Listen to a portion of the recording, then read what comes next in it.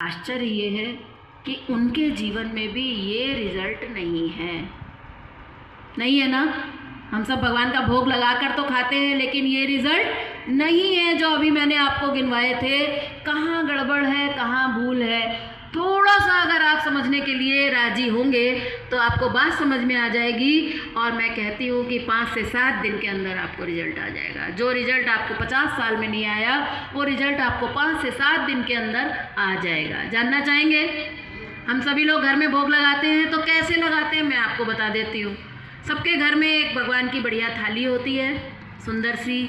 उसमें बहुत सारी कटोरियाँ हम रखते हैं साफ़ सुथरी, और उसमें हम जब खाना घर में बनता है तो सारा खाना उसमें रखा जाता है भगवान के नाम का, ठीक है ना। उसके बाद हम उस थाली को लेकर भगवान के स्थान पर जाते हैं। घर में कोई ना कोई स्थान तो भगवान का होता ही है, चाहे किसी अलमारी में रखे होते हैं भगवान, मंदिर में रखे होते हैं, तो हम लेकर जाते हैं भगवान के आगे। बड़े भगवान के नाम से, भगवान के भाव से, विधि से, विधान से, जो भी कुछ हम कर सकते हैं वो सब करते हैं, और फिर भगवान का भोग लग जाता है। भगवान का भोग लग जाता है, यहाँ तक तो बात समझ में आती है। लेकिन उसके बाद एक जो सवाल खड़ा होता है विज्ञान की दृष्टि से, अगर आप समझने की कोशिश करेंगे तो सवाल ये खड़ा होता है कि मैं आपसे पूछूंगी कि इस थाली को खाता कौन है?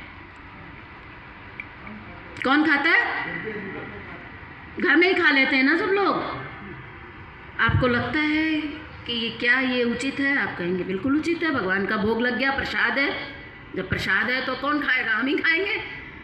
लेकिन यहाँ पर जब खोज की गई हमारे गुरु जी के द्वारा, जब इस पर विचार विमर्श हुआ और जब इस पर खोज कार्य हुआ, तो पाया गया कि भोग लगाने के इस तरीके में थोड़ी सी भूल चूक है। और उस भूल चूक को जब सुधारा गया तो तुरंत रिजल्ट आ गया। विज्ञान का यही काम है। विज्ञान में अगर आप प्रयोगशाला में गए और अगर रिजल्ट नहीं आया, तो इसका मतलब है कहीं तो गड़बड़ है, या तो समझने में गड़बड़ है या करने में गड़बड़ है, और उसको आप सही कर लो तो रिजल्ट ना आए, ऐसा हो ही नहीं सकता। अमीर करे, गरीब करे, हिंदू करे, मुस्लिम करे, जो करेगा रिजल्ट तो आना ही चाहिए, क्योंकि विज्ञान है। तो जब उसके ऊपर प्रयोग किया, देखा गया कि कहाँ भूल है, तब पाया ये गया कि भूल ये है कि उस भोजन को जो हमने स्वयं खाया, वास्तव में वो भगवान का हिस्सा था। हम आपके घर गए, आपने हमने कहा दीदी शिविर में दोपहर में हमारे घर चलिएगा, चले हम आपके घर। आपने हमारे सामने, अब आपके घर गए तो कुछ तो खिलाएंगे भी आप। तो अतिथि स्वागत में आपने हमें कुछ प्लेट में कुछ रखा, कुछ मीठा रखा, कुछ नमकीन रखा। अब हमने उस प्लेट को देखा कि खाया जाए भाई, कुछ तो खाए। तो ऐसा तो है नहीं कि प्लेट आते ही हम तुरंत खाने लगेंगे। थोड़ा शिष्टाचार भी होता है, थोड़ा मन भी मतलब बनाना पड़ता है क्या खाएं। हमने मन बनाया कि चलो पहले नमकीन खाते हैं। जब तक हमने मन बनाया कि चलो नमकीन खाते हैं, तब तक आपका भोग लग गया। आपने थाली हमारे सामने से उठा ली, आपने हमें अर्पण किया था ना, बड़े सम्मान के साथ, बड़े भाव के साथ अर्पण किया था। हमने जब तक खाने का मन बनाया, तब तक आपने मान लिया कि दीदी कहाँ खाएंगी, दीदी लोग तो दिन में कुछ खाते ही नहीं है, तो ये तो खाएंगी नहीं, खाना तो हमें ही है, तो देर लगाने से क्या फ़ायदा, हम ही खा लेते हैं।